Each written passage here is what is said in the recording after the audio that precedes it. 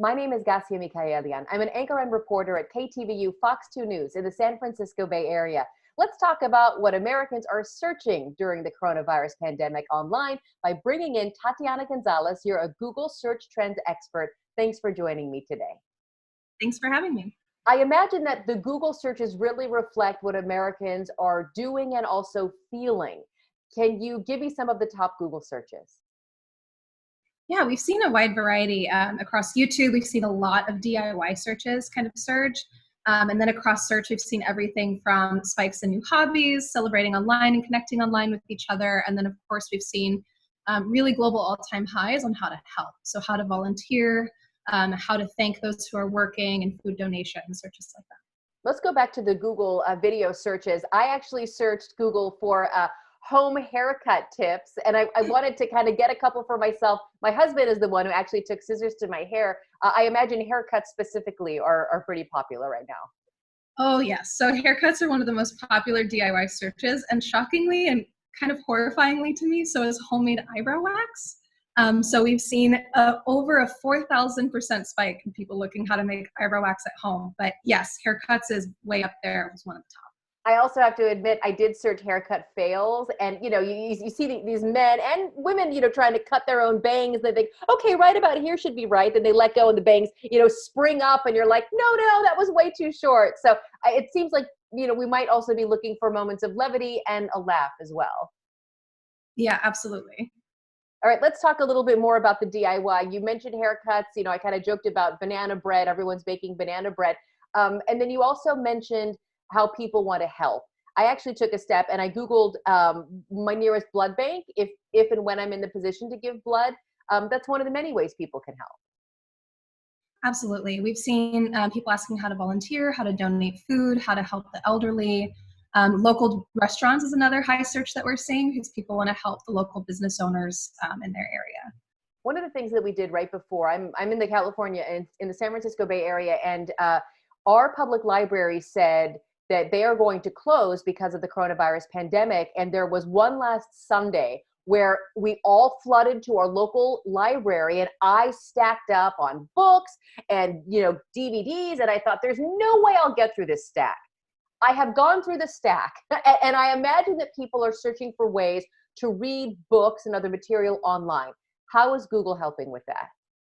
Absolutely. So we know Google Play does have a collection of free audiobooks for children. We have a couple of other things as well. We've seen search interest in, so you mentioned kind of reading at home. Hobbies at home have also been huge. So search interest in things like painting, watercolor, jigsaw puzzles are right now at an all-time high in the US. And reading is definitely a part of that at-home kind of skill building hobbies at home.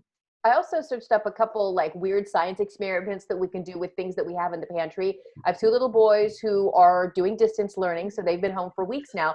I imagine that a lot of parents are turning to Google for help in helping to teach their children. Yeah, absolutely. We've seen a spike in educational searches. So educational websites for kids has seen a spike. I think it's over 2,500%. Everyone's looking not only to help their kids learn, but also to keep them busy. Because a lot of working parents are at home working at the same time as schooling their children. So we've definitely seen a lot of educational searches as well. Were there any searches that popped up high on your trend meter that surprised you? I mean, the homemade eyebrow wax really kind of got to me. I'm still cringing a little. When you mentioned banana bread, I looked it up, and it's the most searched recipe in the US. I haven't succumbed to that yet in my home, so that one was a little surprising to me as well. But given how many brownish bananas we have in our house, I probably should. And then we've also seen, a little less surprisingly, I think, we've seen a huge spike in at-home workouts, especially on YouTube. And things like this are already really common on YouTube. Creators have been creating content to do with me for years. And so we've definitely seen a huge spike there as well. Another stat that surprised me was workout videos for seniors and walking at home. So less of a workout and how to actually get your steps in and stay active walking around in the home. That one stood out to me. I like it. I like it. You can tell that people are turning to Google for answers, right? And not just, what is half of 2/3 of a cup of flour, which I admit to have Googled. When we talk about how the world and the country has changed because of the coronavirus pandemic, some things are sort of easy to do online. Other things are more difficult. And I know that people are becoming more and more concerned about mental health, either theirs or that of their family members. Have you seen any searches that speak to people's feelings? I think the ones I've looked at the most that speak to the feelings have been how to help. I think that's really been sort of the biggest one we've seen emotionally. But I haven't looked into specifically the ones around personal mental health. Yeah, I know that, we talked, we've reported on our newscast about how Amazon is seeing a huge jump in people, using their services. And I'm imagining that people are Googling more than ever. Has the number of Google searches gone up? Just the activity on your website gone up as well? I don't think we have a stat to report that, but it wouldn't surprise me given how we're at home more with our devices more, and we're looking for answers more than ever and for information. Right. I know, my co-anchors and I, we kind of joke about how we have phones that give us a screen time report, right? And it used to be like, oh, 2 hours a day, 3 hours a day. And now it's like 8 hours a day. And you think, oh my gosh. So we're all on our devices and certainly, searching for things to do and how to solve problems is a large part of that. Is there anything you would like to tell people who are still, for the most part, stuck inside their homes, not going to school, maybe not able to actually work, about how Google can help them that they may not know about already? I think there's just so much information out there and so many resources. And what's been really nice for me to see is that the creator, I feel, has gone from less of this fancy influencer style and more to anyone can. So if you have something to share with the world, share it. And if you're looking for something, chances are someone else is looking for the same thing or has it for you. So really just finding ways to connect with each other and look for the information that you need. I sometimes do like going on YouTube and watching videos from influencers, right? About how these are my 9 new outfits and they're always so perfect. And these days you do see a bit of a loosening up even with those very perfect influencers saying look, I'm doing this while my 2 boys are in the background and, my husband and I are sick of each other, but let's try on some jeans. And so just that humanity of we are truly all in this together. It's a refreshing change from what I've seen online before.